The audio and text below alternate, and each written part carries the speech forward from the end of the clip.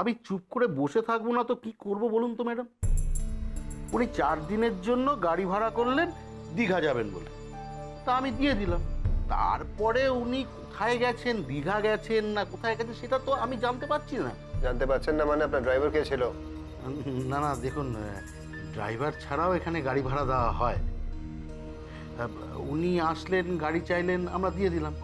কিন্তু 4 দিনের কথা বলে যখন 5 দিনের দিনও আসছেন না, তখন একটু ঘাবড়ে গেলাম। তা ঘাবড়ে গিয়ে আমি ফোন করলাম।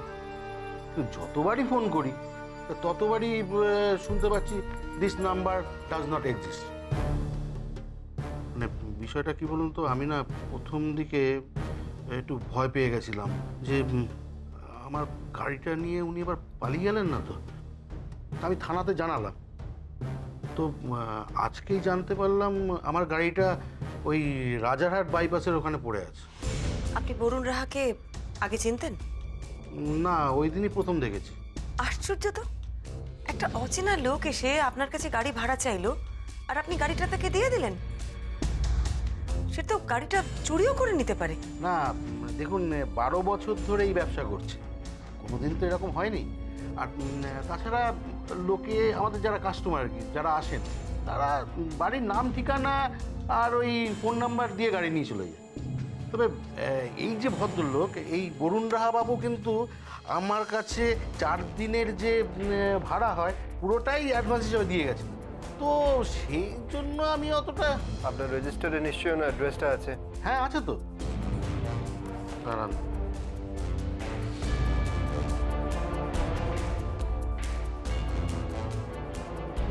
এই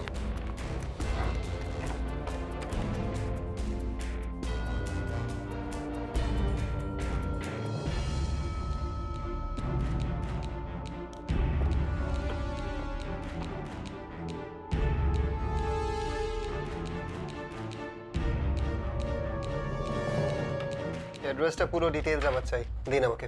হ্যাঁ হ্যাঁ, ডাজ নট এক্সিস্ট।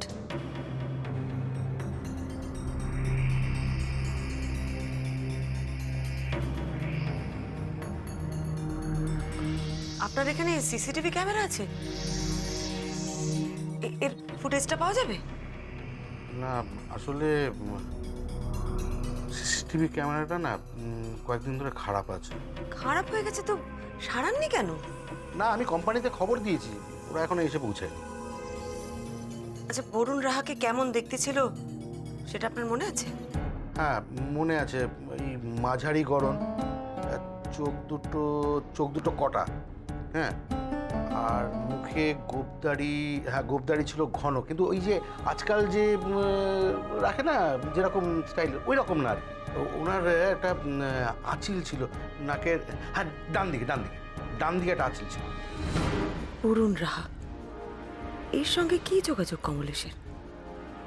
লোকটা গাড়ি ভাড়া করে কমলেশকে গাড়ি সমেত চলে ফেললো কেন? কি শত্রুতা? নাকি নিছক অ্যাক্সিডেন্ট? ধাক্কা লাগার পর ভয় গাড়ি নিয়ে পালায়। কিন্তু বরুণ রাহা গাড়ি ভাড়া নিয়েছিল দীঘা যাবে বলে। সে দীঘা না গিয়ে ওখানে কি করছিল গঙ্গার ধারে? তার মানে অ্যাক্সিডেন্টের জন্য গাড়ি নেওয়া নয় তো?